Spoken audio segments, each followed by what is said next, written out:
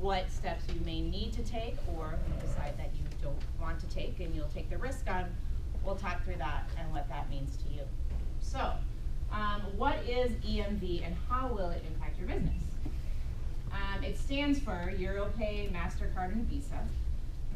Heavily adopted in other parts of the world. We're the last probably modern country to implement EMV. So we're light years behind. Statistically though, if you look, we have much less fraud than Europe and other countries. People think our credit card fraud is so high, and it is, but I think they took so long to implement it because our numbers, our percentages are really much lower than the other parts of the world. So, and it was a big undertaking. So October 1st, in my mind, was really just a line in the sand. We have to start somewhere.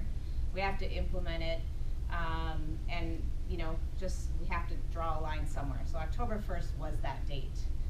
There's some industries right now, petroleum, that they got another year. So on the petroleum side, we're not even talking about EMV yet. So it really is very specific to your industry. So what is EMV? How many people in this room have a chip card already? Almost, okay. You don't? I don't either. You might. Yeah, you don't. So more than the average of what they say. It seems like a lot of the large banks, US Bank, Wells Fargo, a lot of those large banks already are putting cards out, but I bank at a credit union, so I don't have one. So if you've seen it, the chip, it's a secure microprocessor built into each credit card that you have.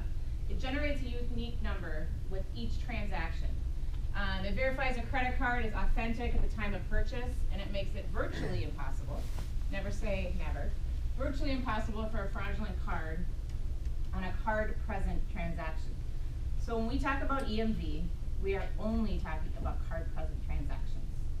So if you take card not present, if you do anything online, which would be card not present, EMV does not apply to you. So we are only talking about card-present transactions. So in your restaurants, you know, anytime you're actually swiping a card or dipping a card, and we'll talk about dipping in a minute, that is what we're talking about. Options for EMV acceptance. So people keep asking me, and the question keeps coming up about chip and PIN. For the purposes of today and the purposes of right now, we are really only in a chip and signature environment. There are very few cards, although I just read that Target is issuing their cards with PIN. They're the first major card holder to issue cards with PIN, which I guess they're ahead of the curve probably because they're breach and everything, but I was surprised when I read that the other day. Right now, and for the good of all of us, chip and signature is really what we're talking about. So you are able to take a card away from a table, you dip a card in, and when you have point of sale systems, most likely, we'll talk about development in a little bit here, but most likely you're going to have some kind of out of scope solution where you may have a regular credit card terminal now connected to your point of sale, where there'll be, through cabling and development certification, everything will talk to each other and balance at the end of the night. So a lot of our development we're doing with different point of sales is actually not a scope solution, where we use this as an Ingenico terminal. It sits on the side by the point of sale, so no longer does that card information run through your point of sale. It's all run through the terminal, and then everything communicates and balances with your point of sale at the end of the night. So right now, like I said, we're heavily in just a chip and signature environment. The reason they did that is because it is such an undertaking right now to just go to chip in general, that they felt that they would flood call centers, much like they flooded Heartland's call center, if people issued PINs. Because people are going to be like, well, I don't know what my PIN is. They're going to call their credit card company, and they're going to flood the system, and no one's going to know their PIN. They're going to be doing a transaction like, I don't know my PIN. And so right now, and I think statistics I've got is we're probably 2 to 3 years away from being full chip and PIN. Although, like I said, Target, they're going to have it soon. But many card issuers are holding off on that. So you can see how, if anyone hasn't seen it, if they haven't been to Walmart or any place like that where you've taken your card, you dip your card in. Does take a little longer on the transaction. Typically you go from maybe a 4-second transaction time to a 20-second transaction time. Obviously there's a learning curve in teaching your staff how to do it, and you know how it all works. Okay, so I'm going to run through the 8 common myths that we found that people have a lot of misinformation around, and see if we can make it a little clearer for everyone. Implementing EMV in your business is required and will be enforced by the government or security council. This is 100% false. It is not a mandate, it is not a requirement, it is a strong recommendation.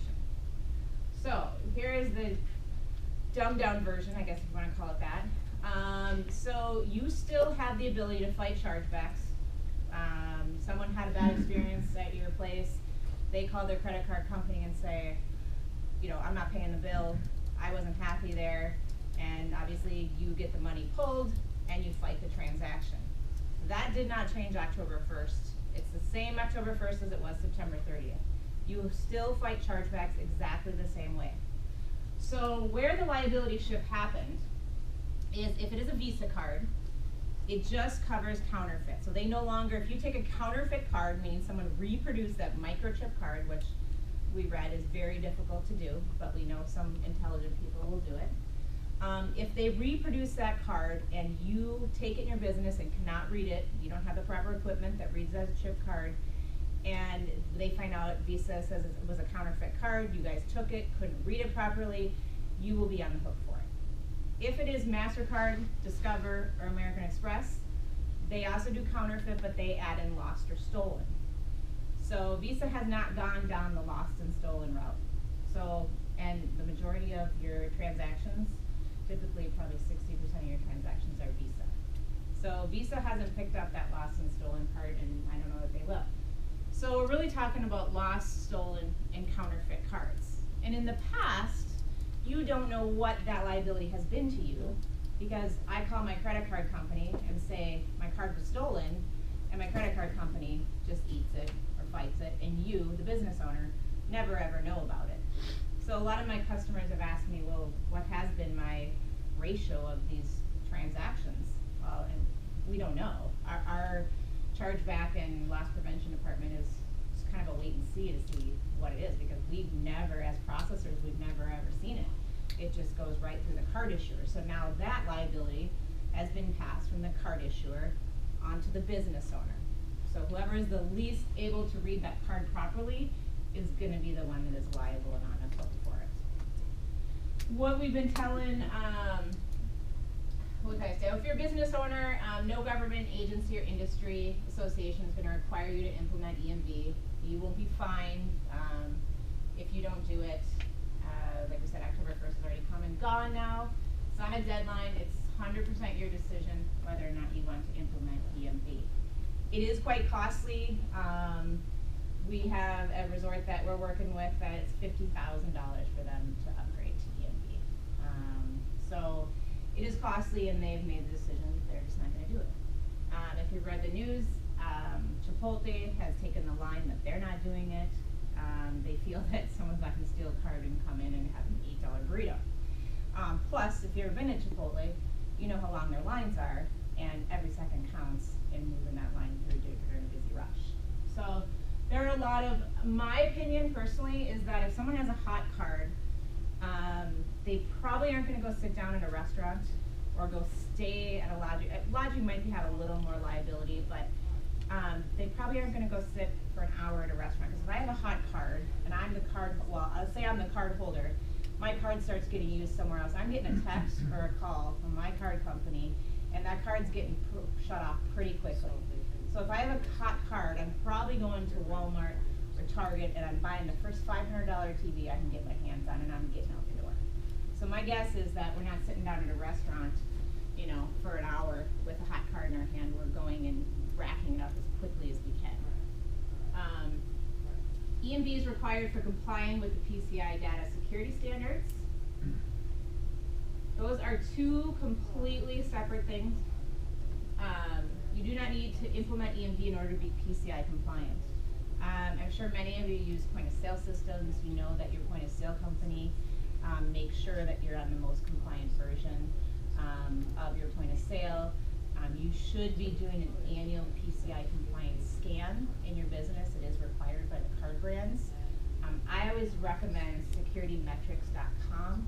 It's a great website. They do have a free PCI compliance scan that you can walk through and do. You get a little certificate that prints out that tells you that you've passed all these, it's like a 40-page scan, so it's not, it's a tough scan, but you get a certificate. If you ever get breached, you show Visa and MasterCard that so that they know that you took all the steps necessary. A lot of times, very rarely, some people say, well, my credit card processor does that for me, which I have a hard time believing because they don't know even your point of sale company, your firewall, or how you're holding credit cards if you're taking them over the phone or you're holding in a locked file cabinet, things like that. So PCI compliance scan is completely different than implementing EMV. If you implement EMV, it does not make you PCI compliant and vice versa. Okay? Once you implement EMV, you will no longer be able to accept credit cards with magnetic stripes. I don't know that we'll ever go away from the mag stripes. So if you can flip to the next slide. Mag stripes are going to be here for a long time. So when a customer pays with an older card, like I said, I don't even have a chip card yet, so every time I use my card, I'm swiping it.